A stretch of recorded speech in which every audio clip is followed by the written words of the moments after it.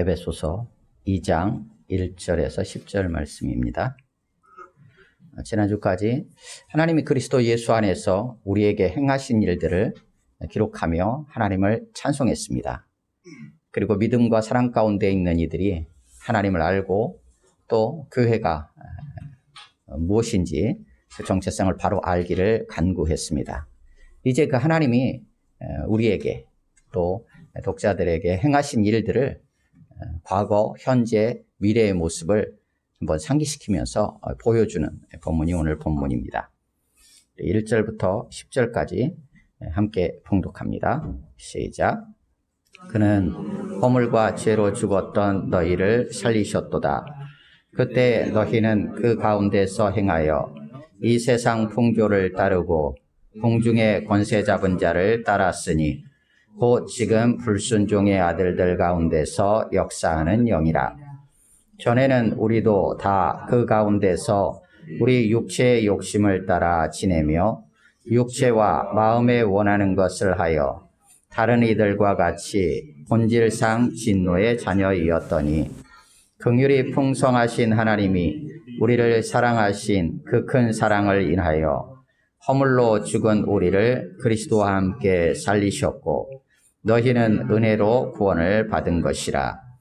또 함께 일으키사 그리스도 예수 안에서 함께 하늘에 앉히시니 이는 그리스도 예수 안에서 우리에게 자비하심으로써 그 은혜의 지극히 풍성함을 오는 여러 세대에 나타내려 하심이라.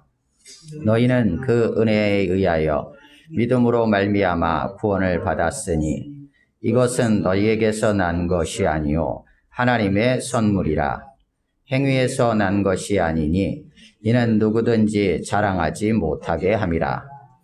우리는 그가 만드신 바라 그리스도 예수 안에서 선한 일을 위하여 지으심을 받은 자니 이 일은 하나님이 전에 예비하사 우리로 그 가운데서 행하게 하려 하심이니라. 아멘. 본 말씀을 3, 4분 정도 각자 묵상합니다.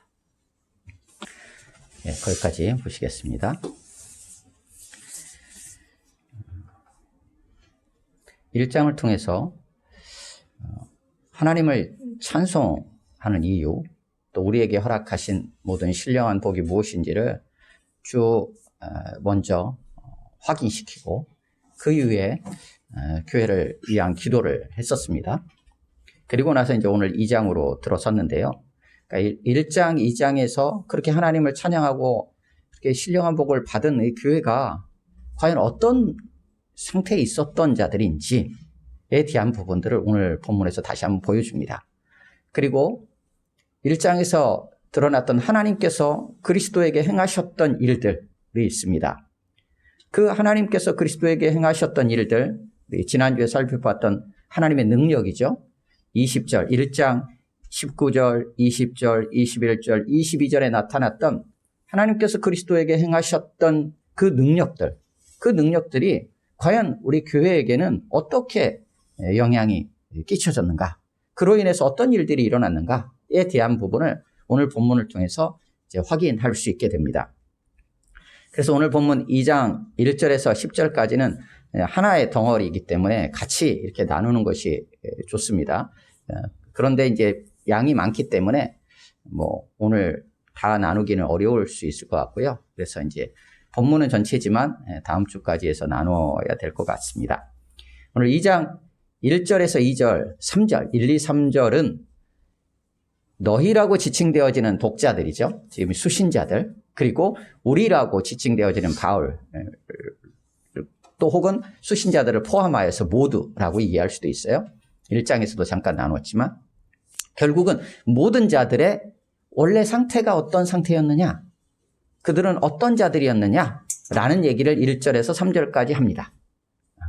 그런데 그런 자들에 대해서 하나님은 과연 어떻게 하셨느냐라는 내용이 이제 4절부터 기록되어서 쭉 7절까지 기록이 됩니다. 그래서 결국은 우리는 어떤 자들, 어떤 모습이 되었을까? 어떤 삶을 추구해야 될 것인가? 라는 부분들이 8절에서 10절까지 기록이 되어 있는 걸로 크게 이해해 볼 수 있습니다. 오늘 본문 1절은 이렇게 시작합니다. 1절 같이 읽습니다. 시작. 그는 허물과 죄로 죽었던 너희를 살리셨도다. 아멘. 원래 원문상에는 살리셨다라는 말은 없어요. 그래서 우리 대한성소공회 성경책을 가지고 계신 분들은 거기서 출판된 거에 보면 작은 글씨로 돼 있어요. 살리셨도다. 이렇게는 작은 글씨로. 그러니까 대한성소공회에서 나온 성경책에 보다가 작은 글씨로 나와 있는 거는 원문에는 직접적으로 그 단어는 없다는 뜻이에요. 다만 이제 우리말 번역상 이제 의미를 더해서 의역을 해서 적어 놓은 거예요. 그렇게 이제 성경책을 보시다가 이해하시면 돼요. 근데 다른 출판사에서 나온 성경책들은 거의 그렇게 구분을 안 해놨을 거예요. 그래서 잘 구분하기가 좀 어려울 수 있는데 우리 개역개정만 살리셨다라는 번역을 저희 덧붙여놨어요. 다른 번역들, 우리 한글 번역뿐만 아니라 영어 번역도 거의 다 살리셨다라는 번역은 없어요. 원문에도 없는 단어고요. 그러니까 살리셨도다라고 이제 이렇게 번역을 할 때는 이렇게 이해를 했을 수 있어요. 1절이 2장 1절부터 10절까지 전체에 하나의 요약적인 선언으로 이해를 했을 거예요. 살리셨다라는 게 틀린 말은 아니에요. 5절에 나오기 때문에 허물로 죽은 우리를 그리스도와 함께 살리셨다 나와요. 그러니까 전혀 문제가 되지는 않아요. 그런데 그래서 1절을 요약적 선언으로 우리 개역개정은 번역을 해놨어요. 그래서 허물과 죄로 죽었던 우리를 살리셨다는 얘기구나 라고 이해를 하게 했어요. 근데 이제 원문 그대로 보면 1절은 요약이라기보다는 과정에 속해요. 그래서 너희가 어떤 상태였느냐라는 거예요. 그래서 그대로 번역하면 너희의 허물들과 너희의 죄들로 죽었을 때 이렇게 돼 있어요. 그러니까 너희가 너희의 허물과 죄로 죽었을 때 이렇게 이제 대체적으로는 번역을 합니다. 원문도 그런 정도로 이해를 하는 것이 크게 무리는 없어요. 그러니까 너희의 상태가 어땠느냐, 예전의 삶의 상태는 어땠느냐라는 얘기를 하는 거예요. 바로 앞에서 무슨 얘기를 했냐면 너희는 교회다. 교회는 그리스도의 몸이다. 그리스도의 풍성함이다. 얘기를 했었잖아요. 그런 교회인 너희들. 앞부분에서 15, 16절에서 밝히고 있는 것처럼 주 예수 안에서 너희의 믿음, 주님을 믿는 믿음이죠. 1장 13절 14절에 얘기했던 것처럼 진리의 말씀, 구원의 복음을 듣고 믿은 너희들, 그래서 모든 성도를 향한 사랑을 행했던 너희들의 원래 예전의 모습은 어땠었냐? 허물과 죄로 죽어 있었던 상태였다라는 얘기를 2장 1절에서 하고 있는 거예요. 이제 그렇게 이해를 하시면서 보시면 좋을 것 같아요. 그래서 너희가 너희의 허물과 죄로 죽었을 때 그때 너희는 어떻게 행했었냐? 구체적인 너의 삶의 모습은 어땠느냐라는 얘기를 2절에서 해주고 있어요. 2절을 같이 읽습니다. 시작. 그때 너희는 그 가운데서 행하여 이 세상 풍조를 따르고 공중의 권세 잡은 자를 따랐으니 곧 지금 불순종의 아들들 가운데서 역사하는 영이라. 그러니까 허물과 죄, 여기 2절에 있는 그때라는 것은 너희가 허물과 죄로 죽어 있었을 그때를 의미하는 것이고, 너희는 그 가운데서 행하여 할 때 그 가운데서는 죄를 말하는 거예요. 1절에 나오는 죄를 지칭하고 있어요. 그런데 1절에는 허물과 죄라고 표현되어 있죠. 허물이라고 하면 조금 약간 느낌이 좀 약할 수 있어요. 뭐 어떤 잘못을 저지른 어떤 실수 정도의 느낌이 조금 허물 쪽에는 좀 있기 때문에 좀 약해 보이는데, 에베소서에 등장하는 이 허물이라는 단어는 사실 죄하고 거의 같은 개념으로 지금 반복적으로 강조하는 것으로 이해할 수 있어요. 왜냐하면 이 허물이라는 단어가 1장 7절에서도 쓰였어요. 1장 7절에서는 그리스도로 말미암아 그의 피로 말미암아 속량 곧 죄 사함을 받았다라고 할 때 그 죄라고 번역했던 단어가 2장 1절에서는 허물이라고 번역된 단어예요. 그러니까 같은 단어예요. 1장 7절에 나오는 죄 사함을 받았다 할 때의 죄와 2장 1절의 허물이라는 단어가 같은 단어예요. 그리고 2장 1절에 나오는 죄라는 단어는 허물과 죄 할 때 죄는 우리가 그냥 일반적으로 좀 많이 들어본 그냥 일반적으로 쓰이는 단어 죄예요. 그래서 뭐 관역에서 벗어났다라는 이제 그 원래 의미는 있다라고 이해하는 그 바로 죄예요. 그러니까 2장 1절에 나오는 허물은 1장 7절의 근거에서 보면 속량이 필요한 죄예요.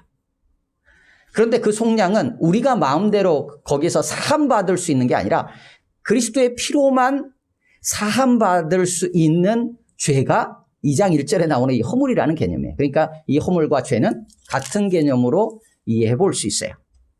그리고 2장 5절에 나오 허물로 죽은 우리를 어떻게 하냐면 그리스도와 함께 살리셨다고 했잖아요. 그러니까 그리스도와 함께 살리지 않으면 살릴 수 없는 어떤 죄가 허물이에요. 그래서 허물을 그냥 단순히 우리의 그냥 실수 정도로 이렇게 구분해가지고 허물과 죄를 구분할 필요는 없어 보여요. 그러니까 2장 1절의 허물과 죄는 같은 개념으로 해서 죄 상태에 우리가 있었다라는 것을 강조하기 위해서 이렇게 반복적으로 사용한 것으로 이해하면 좋을 것 같아요. 그래서 2장 2절에 그 가운데서 그 죄 가운데서 행했다라는 얘기는 허물과 죄 가운데서 행했다라고 보셔도 되죠. 허물과 죄로 죽어 있었던 너희기 때문에 어떻게 행했느냐? 그때 죄 가운데서 행한 거예요. 죄 가운데, 허물 가운데, 허물과 죄 가운데서 행한 거예요.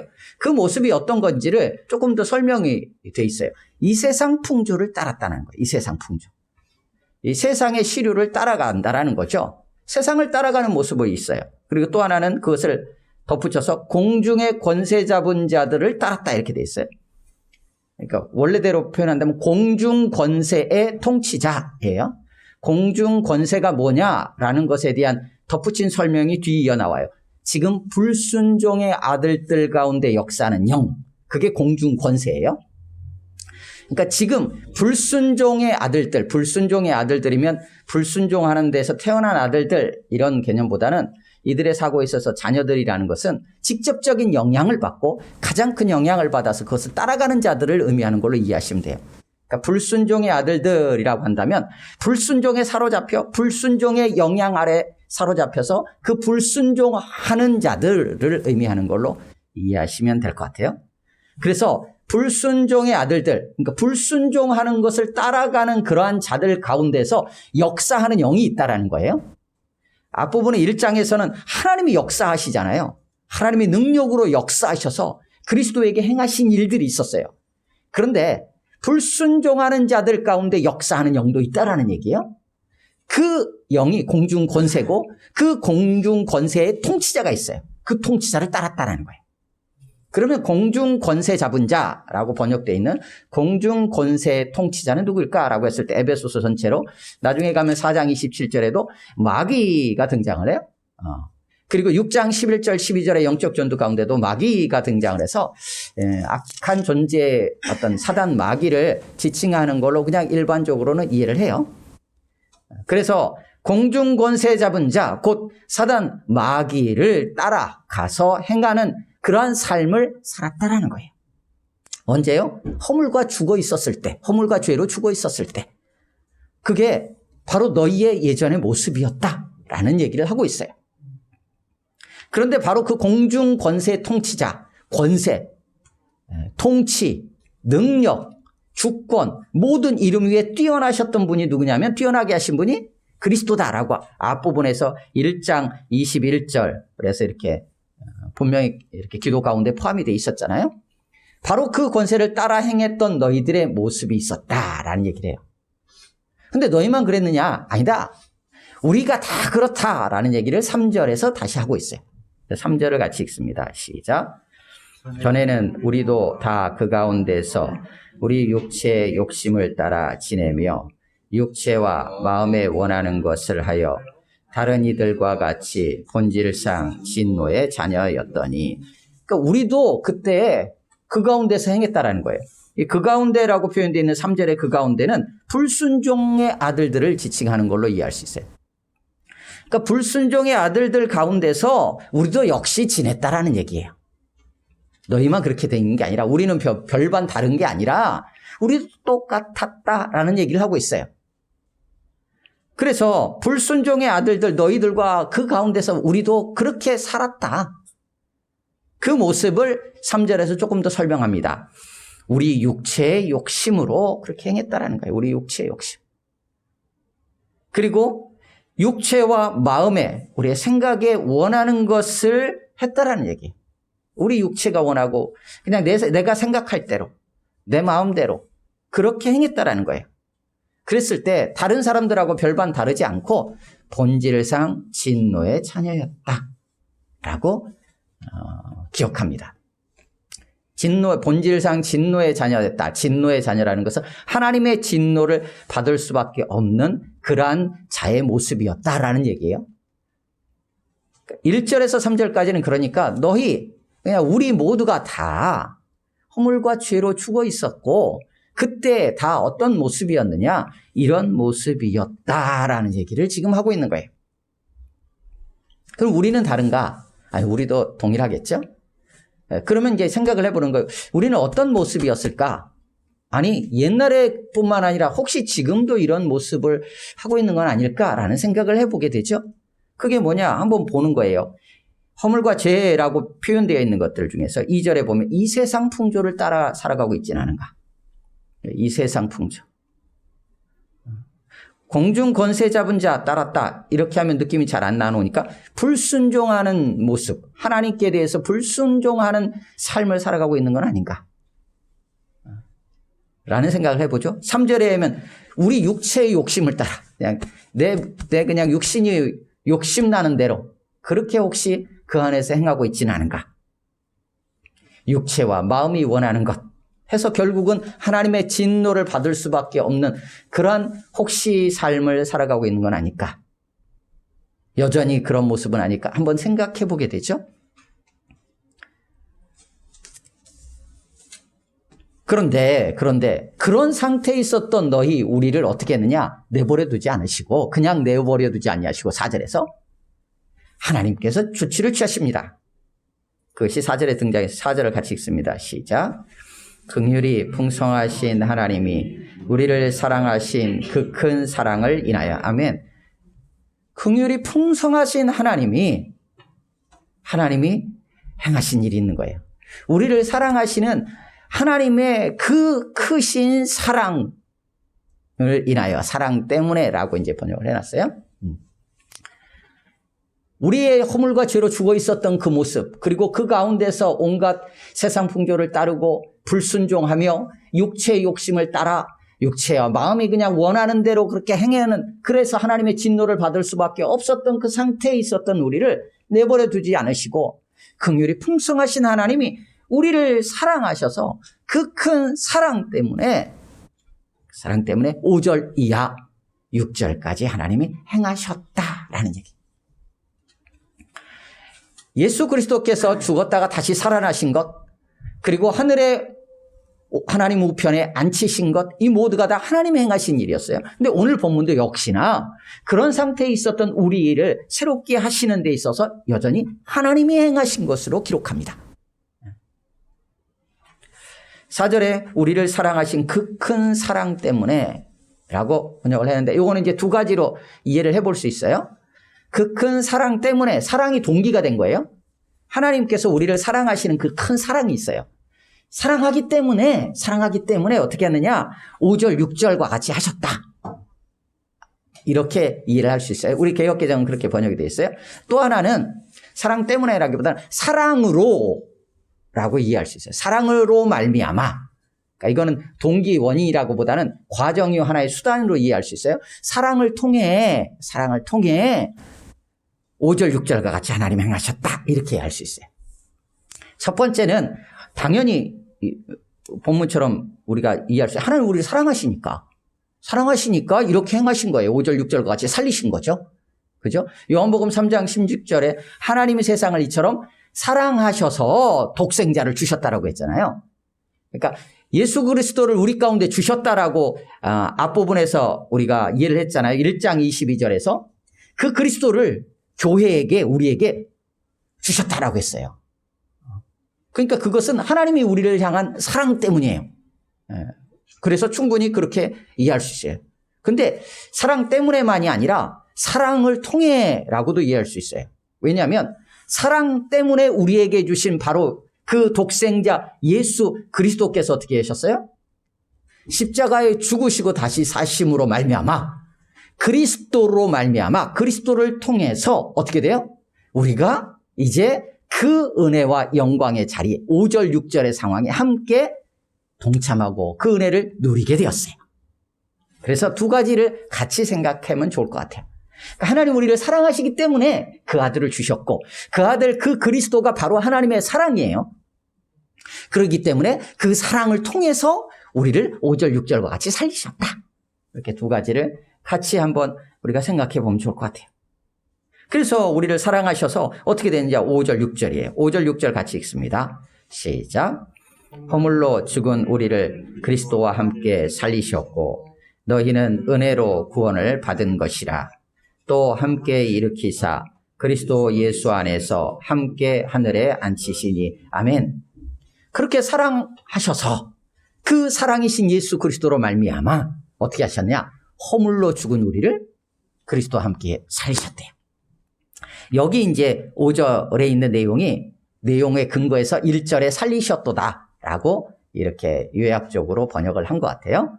그래서 5절에서 드디어 이 얘기가 나오는 거예요. 허물로 죽은 우리를 그리스도와 함께 살리셨다.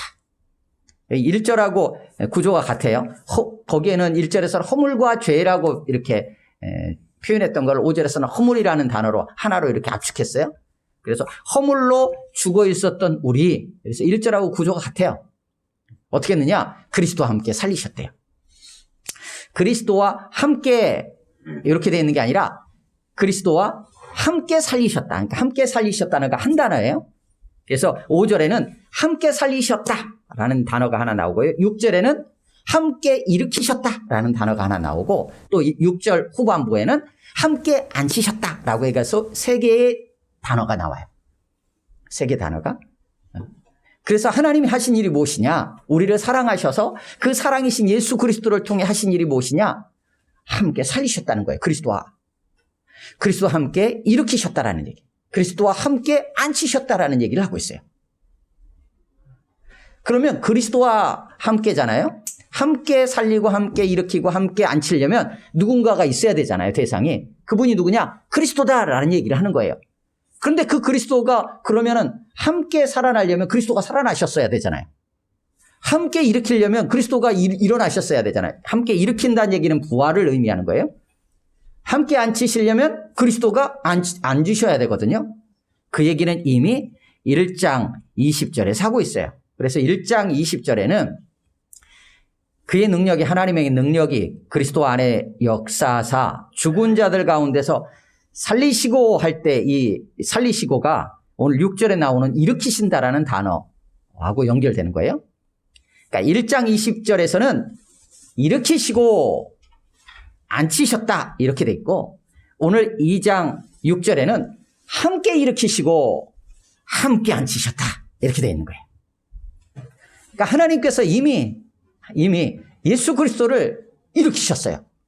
이거 다시 살리셨다는 얘기예요. 죽은 자 가운데서 일으키셨어요. 그리고 하나님 우편에 앉히셨어요. 그런데 그 그리스도가 누구냐? 교회의 머리시잖아요. 교회는 그리스도의 몸이잖아요. 그러니까 예수님이 그렇게 일으키시고 예수님을 앉히셨다면 그의 몸인 교회도 당연히 어떻게 돼요? 그 그리스도와 함께 머리와 몸이 따로 갈 수는 없잖아요.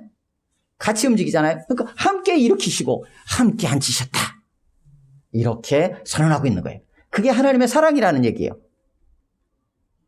그러니까 하나님의 마음은 어디에 있느냐? 우리를 허물과 죄로 죽어 있었던 그 상태에서 끌어내셔서 살리셔가지고 어떻게 했느냐? 그리스도와 함께 하늘에 앉히시는 것까지를 하나님은 마음에 두고 계신 거예요. 그런데 여기는 이미 그렇다라고 선언을 했어요. 선언을 했다는 얘기는 지금 현재는 우리 눈에 보이지 않고 우리는 그냥 이 땅에 살아가는 것 같지만 이미 성취된 것으로 기록을 하고 있어요. 우리는 그렇게 하나님의 사랑 가운데서 예수님과 동일하게 우리는 일으킴받고 하나님 보좌 우편에 같이 주님과 함께 안침받은 자라는 것을 오늘 본문에서 그렇게 상기시키고 있어요. 그런데 그 전에 우리의 상태는 어땠는지를 보여준 거예요. 그걸 보여줌으로써 지금 우리의 상태가 얼마나 영광스러운지, 얼마나 놀라운지, 이것이 그냥 우리의 힘으로 되는 게 아니라 하나님의 능력으로만이 가능한 것인지를 다시 한번 확인하게 돼요. 그래서 1장에서 먼저 그 부분들에 대한 것을 밝힌 이후에 오늘 2장, 오늘 본문에서 그 과정을 조금 설명해 주고 있어요. 근데 왜 그랬느냐? 결국은 어떤 모습이기를 원해서 하나님은 어떤 마음을 품고 계시냐 하는 것이 7절에 기록이 되어 있어요. 7절 같이 읽습니다. 시작. 이는 그리스도 예수 안에서 우리에게 자비하심으로써 그 은혜의 지극히 풍성함을 오는 여러 세대에 나타내려 하시며, 하나님께서 나타내시고 싶은 게 있었어요. 뭘 나타내시고 싶으냐 했을 때 하나님 베푸시는 그 은혜가 얼마나 크고 풍성한지를 나타내시기 원해요. 그런데 당장 지금 살아가는 세대만이 아니라 오는 여러 세대들까지, 모든 세대들 가운데 하나님의 은혜가 얼마나 크고 풍성한지를 나타내 보여주고 싶으셨어요. 왜 그랬을까요? 그 은혜 안으로 들어오도록 하기 위해서. 그래서 그 은혜를 어떻게 하기를 원했어요? 그 은혜를 믿음으로 받기를 원해서. 그래서 8절에 그 은혜로 믿음으로 말미암아 결국 어때요? 모두가 다 구원받기를 원하시는 아버지의 마음이 담겨 있는 거죠. 말씀 정리하겠습니다. 나머지 부분들에 대한 전체적인 거는 다음 주에 다시 한번 이렇게 나눌 수 있었으면 좋겠습니다. 우리가 어떤 상태였는지를 잊지 않는 게 필요해요. 그리고 혹여나 그 상태의 모습으로 여전히 우리가 살고 있지는 않은지 섬뜩섬뜩 놀라는 게 필요할 수 있어요. 그래서 자신을 돌아보고 그 가운데서 하나님께서 우리를 끄집어내시기 위해서 무슨 일을 하셨는지, 어떤 일까지 하셨는지, 어떤 능력을 발휘하셨는지 우리가 잊지 않는 게 필요한 것 같아요. 거기에는 하나님의 사랑이 동기가 되고 그 사랑이신 예수 그리스도를 통해서 예수 그리스도에게 행하신 일들이 있고 그 일을 그리스도와 함께 우리에게도 동일하게 행하셨어요. 그래서 우리가 어떻게 지금 이 자리에 있는지, 바로 그 그리스도와 함께 살림받은 새로운 존재로 하나님의 사랑으로 인해서 그렇게 이 자리에 있다는 걸 기억하고 하나님이 얼마나 능력을 행사하셔서 우리를 살리셨는지를 우리가 잊지 않고 그 그리스도의 몸된 교회와 함께 이 은혜의 영광을 마음껏 누릴 수 있는 우리 모두가 되기를 주님의 이름으로 축원합니다. 아멘. 함께 기도하겠습니다.